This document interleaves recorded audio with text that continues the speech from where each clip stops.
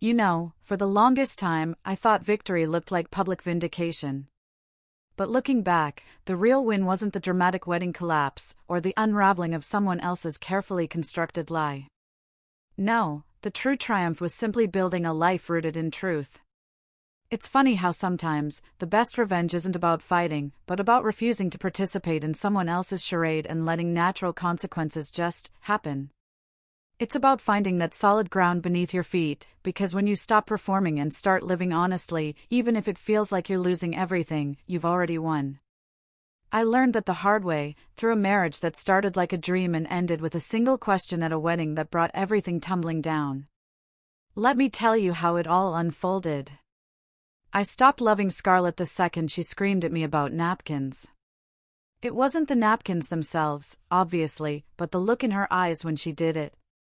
That absolute, chilling certainty that I deserved to be humiliated, that my very existence was a burden she had to manage and correct. 6 months later, I was signing divorce papers in an attorney's conference room in downtown Austin. Each of us with our own lawyer. She was reapplying lipstick between pages, like she was getting ready for a photo shoot instead of ending a marriage. Then, 14 months after that, I was sitting in a cafe in Barcelona, watching the light change over the Tejo River, and my phone lit up. It was Ethan Roberts, an old college buddy who still lived in Austin and saw everything on Instagram. The message was short, but it hit like a punch: Scarlett's getting married in 3 weeks. Willamette Valley, some vineyard called Whispering Pines Estate. I stared at it for a long time. The timeline didn't make sense, until it did. And then I remembered the business trips, the late meetings, the way she'd started dressing differently about 8 months before I filed. But here's the thing, I didn't feel angry. I felt something way more useful. I felt curious. To understand any of this, you need a bit more context. Scarlett and I met in Seattle 15 years ago at some charity gala neither of us wanted to attend. She was in luxury real estate. I was in private equity. On paper, we looked perfect. For the first 3 years, we probably were perfect, or at least, functional. Then we moved to Austin for my job, bought a house in Barton Hills that she immediately started renovating. And that's when I started noticing the pattern. Nothing I did was ever quite right. The furniture I picked was trying too hard. The restaurants I chose were obvious.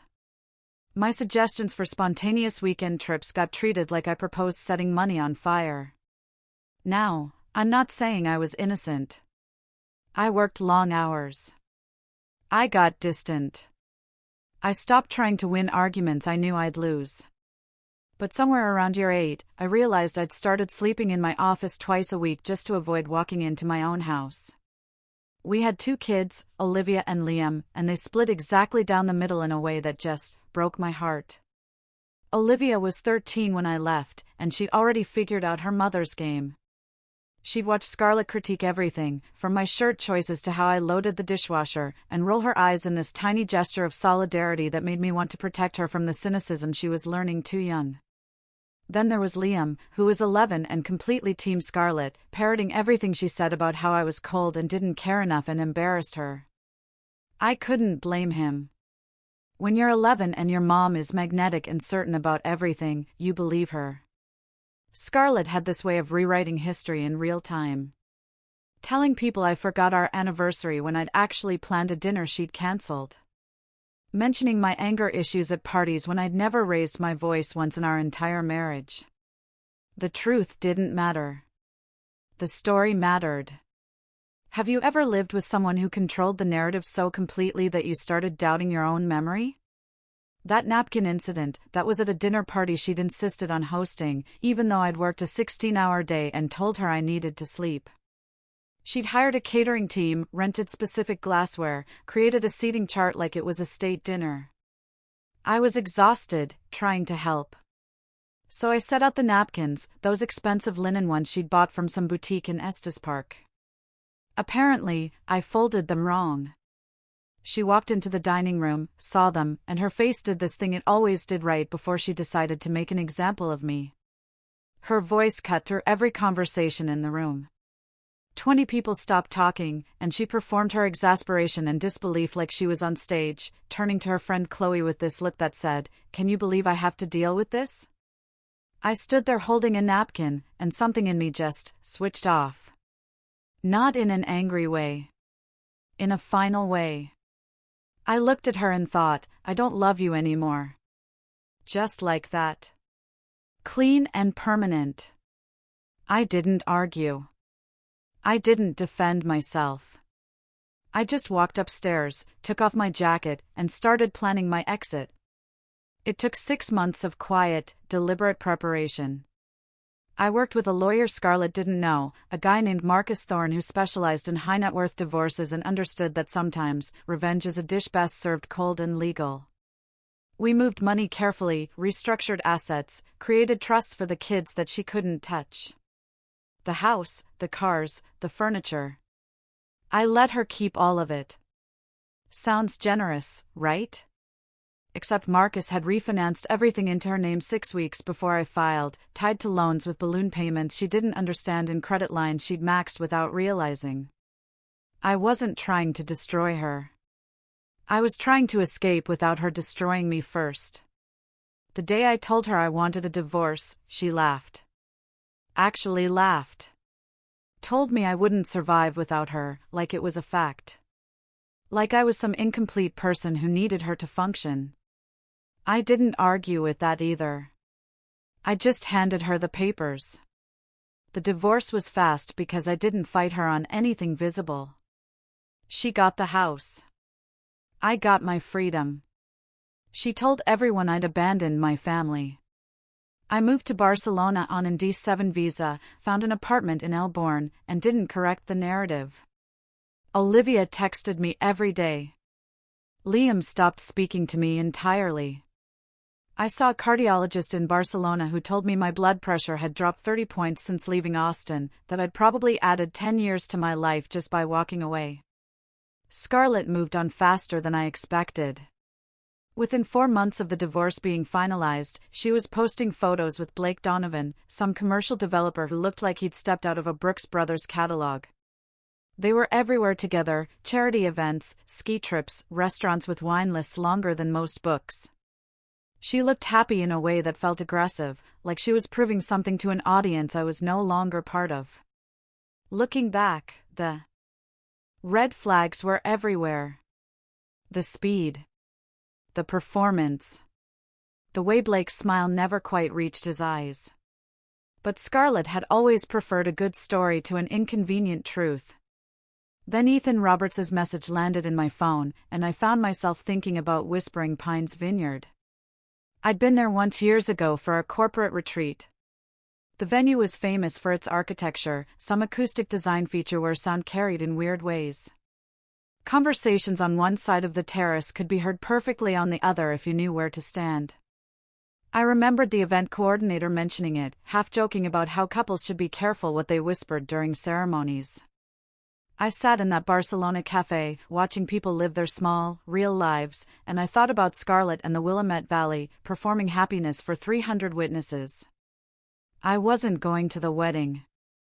That would have been pathetic. But I wanted it to be memorable. I wanted one person to stand up and say one true thing, just to see what would happen when the story she built met reality. So, I made a phone call to Arthur Sterling, an old client who owed me a favor and knew how to move through wealthy circles without raising suspicion. I asked him to get himself added to the guest list. Scarlett's wedding planner was someone who valued connections over verification. I asked him to prepare a toast. Not cruel, not obvious, just honest enough to let the cracks show. Then, I sat back and waited. Because the thing about Scarlett was that she'd built her whole life on a foundation that couldn't handle questions. And I was about to introduce questions she couldn't answer. Arthur called me 3 days after I sent him the details. His voice carried that careful tone people use when they're about to tell you something's harder than expected. He'd gotten himself on the guest list by mentioning the Copper Ridge development deal. Apparently, Blake had been name-dropping that project for months to anyone who'd listen. Arthur figured he could position himself to give a toast by approaching the wedding coordinator during cocktail hour, offering to say a few words as a family friend from the Colorado development community.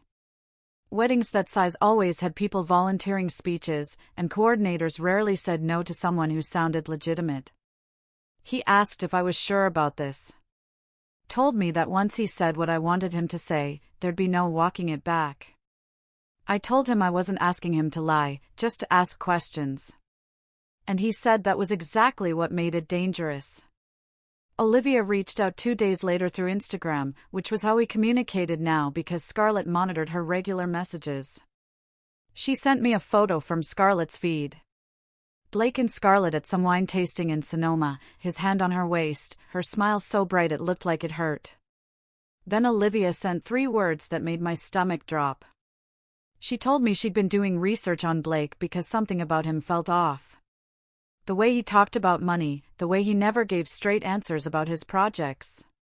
She found legal forum posts from investors in Las Vegas asking about Blake's development company, mentions of delayed payments and permits that never came through, and a pattern that looked like a shell game. She said a lawsuit was coming, maybe more than one, that she thought he'd been moving money around to stay ahead of it. When I asked how she knew all this, she told me she called one of the Las Vegas investors, pretending to be a journalism student doing a project on real estate development. 14 years old and already better at investigation than most adults. I felt proud and terrified at the same time. Then she told me the part that made everything worse. Liam had moved in with Scarlett and Blake full-time, convinced that I'd abandoned the family and that Blake was a real father figure. She said Liam worshipped Blake. Talked about him like he was some kind of hero. But she'd been watching Blake at dinner, and he didn't even look at Liam when he talked. Just performed for Scarlett while Liam sat there like a prop in someone else's show.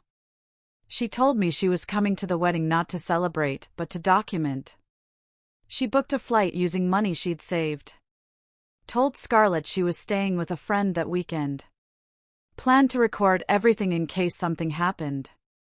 I told her to be careful, that I didn't want her in the middle of whatever was about to happen. And she said it was too late, that this was her family, too. Liam called me 4 days before the wedding, and I barely recognized his voice. 12 years old, but trying to sound grown, cold in a way that sounded exactly like Scarlett.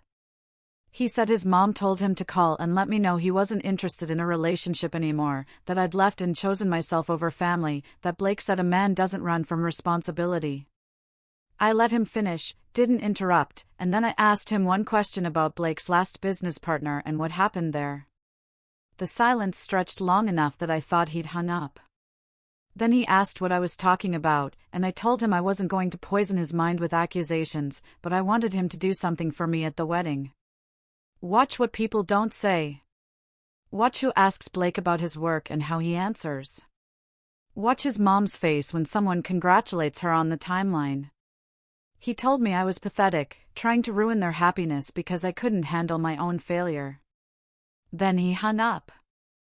I sat there in my apartment in Barcelona looking at the river, thinking about all the ways you can lose a child without them dying. The rehearsal dinner happened on Friday night, and Olivia sent me updates like she was filing reports from a war zone.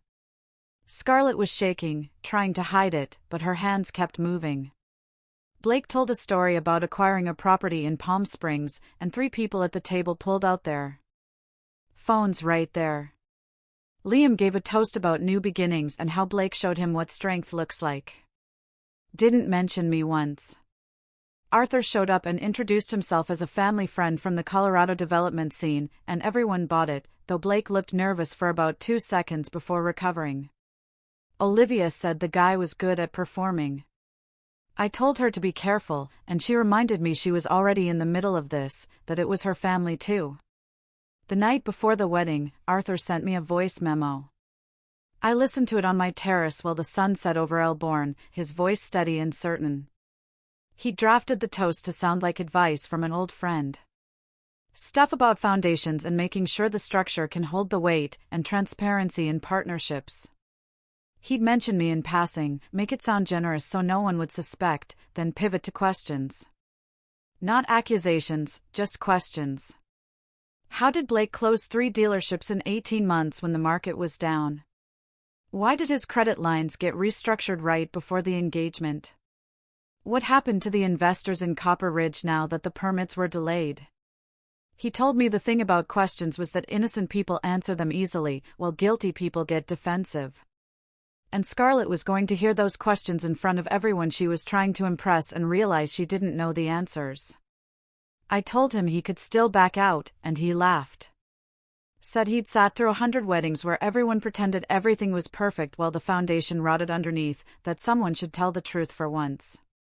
Then he asked what I thought would happen after, and I told him honestly. I didn't know. Maybe nothing. Maybe Scarlett would laugh it off, and Blake would charm his way through, and life would go on.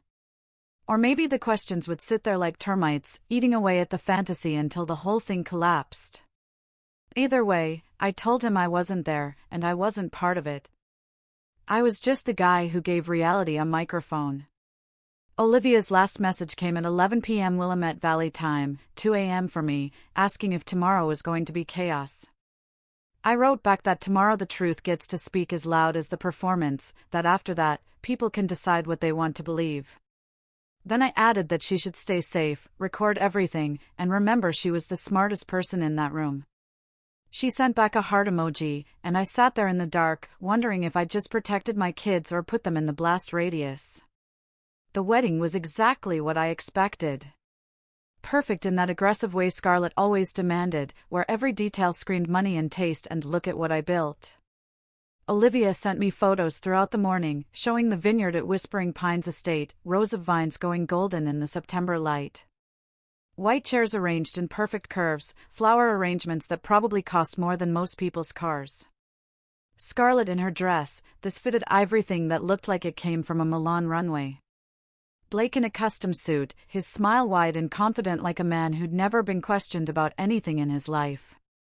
The guests arrived in their Range Rovers and Teslas, women in pastel dresses, and men in expensive casual wear that said, "I'm rich enough to underdress." Everyone performed their roles perfectly, the emotional hugs, the champagne toast during cocktail hour, the way people kept saying, "Finally, and so happy for you," like Scarlett had been waiting her whole life for this instead of divorced 8 months ago.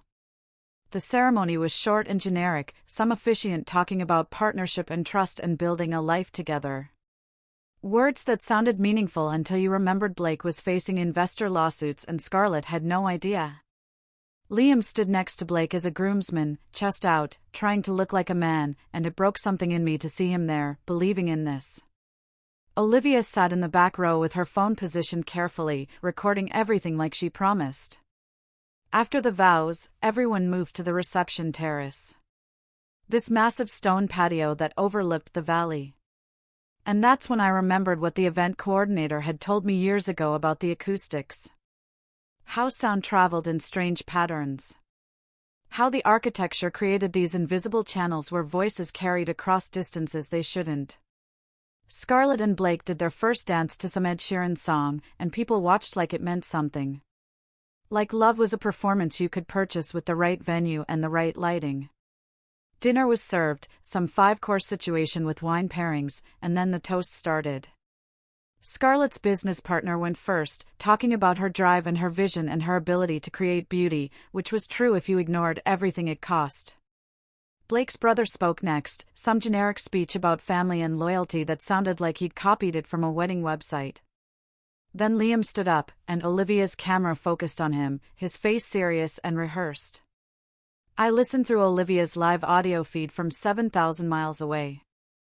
Heard my 12-year-old son describe Blake as someone who doesn't run when things get hard, who shows up, who builds instead of destroys. He never said my name, but everyone knew who he meant. Scarlett cried these delicate tears that didn't mess up her makeup, and Blake put his hand over his heart like he was genuinely moved. The audience applauded, and I watched my son sit down, believing he just honored something real. Then Arthur stood up, and the energy shifted in this subtle way that most people probably didn't notice. He introduced himself as an old friend from the Colorado development community, mentioned some projects that made him sound legitimate, and started his toast with all the right words about foundations and partnerships and building something that lasts. People nodded along, comfortable, expecting the usual wedding platitudes. He mentioned me in passing, said something about how I was probably somewhere thinking of my kids today and wishing them well, his voice warm and generous.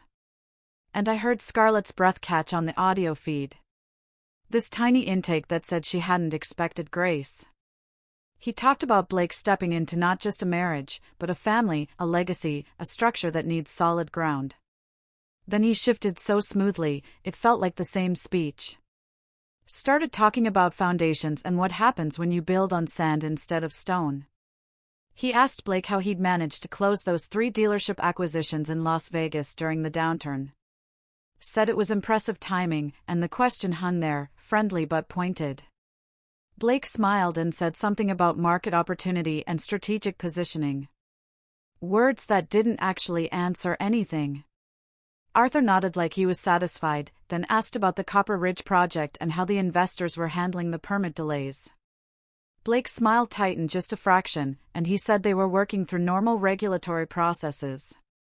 Nothing to worry about. Arthur kept going, each question wrapped in admiration, asking about credit restructuring and timeline coincidences, and why Blake's business partner from the Palm Springs deal wasn't at the wedding. The audience started shifting, phones coming out, people looking at each other with this slowly dawning realization that something was wrong. Scarlett's face went from confused to angry to panicked in about 30 seconds. And then she stood up, her chair scraping loud against the stone, her voice carrying across the terrace. The acoustics did their job, bouncing her words back from 3 different directions, so it sounded like she was yelling from everywhere at once. Demanding to know who Arthur even was, saying this was inappropriate. This was her wedding. Arthur stayed calm, glass raised, told her he was just someone asking questions that good partners should be able to answer. Then he sat down, and the silence was enormous. Scarlett walked off the terrace, heels clicking, and Blake followed her, his face red, and suddenly everyone was talking at once, phones out and typing, searching Blake's name, and finding exactly what Olivia had found. Lawsuit filings, investor complaints, a Reddit thread from angry creditors. The wedding imploded in real time. Not with an explosion, but with this slow collapse where the foundation just gave out. Olivia kept recording. Caught Scarlett in the hallway where she thought no one could hear, the acoustics delivering every word to the terrace. She was telling Blake he'd said this was handled, that the lawsuit was frivolous, and then she stopped mid-sentence. Realized what was happening. Pulled out her phone and called me. I answered. Her voice was shaking, accusing me of sending Arthur, of ruining this. I told her the truth, which was that I hadn't ruined anything. I'd just let reality into a room she'd been keeping it out of. I told her life fell apart because she'd built it on a lie. Not my lie, but hers. She hung up. Within 6 hours, the toast video was on TikTok, then Twitter, then everywhere. Scarlett's face as Arthur asked his questions, becoming a meme about denial and performance. Her real estate agency started getting calls, clients nervous about association, her reputation crumbling like Blake's business. The lawsuit against Blake went public 2 weeks later, fraud charges, asset seizure, bankruptcy. Scarlett inherited his debts without meaning to, creditors coming after her because she'd co-signed loan documents before the wedding. Blake convincing her it was for their future together, and she'd trusted him the way she'd never trusted me. Liam called me 6 weeks after the wedding, and his voice was different. Smaller. Younger. Stripped of the performance. He apologized, said he didn't know, didn't want to know. We talked for 2 hours. He told me about therapy, about learning to set boundaries, about realizing his mother had taught him to value image over substance. It wasn't a full reconciliation, but it was a beginning, and sometimes that's enough. Scarlett lost the house, downsized to a condo in Plano. Her Instagram went quiet. I didn't celebrate any of it. I just kept living in Barcelona, walking to my favorite bookstore, having coffee at the same cafe every morning. That's where I met Elena. She owned the bookstore, loved poetry, laughed at things that were actually funny instead of socially strategic.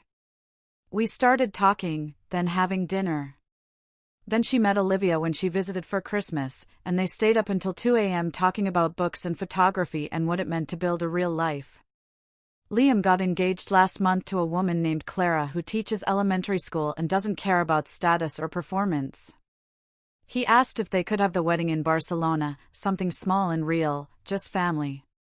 I'm standing on my terrace right now, watching the light change over the water, and I'm not waiting for anything to collapse anymore. The ground under my feet is solid. I built it carefully, honestly, without shortcuts or lies. And for the first time in 15 years, I'm not performing for anyone. I'm just here. And that's enough. What do you think was the biggest lesson I learned from all of this?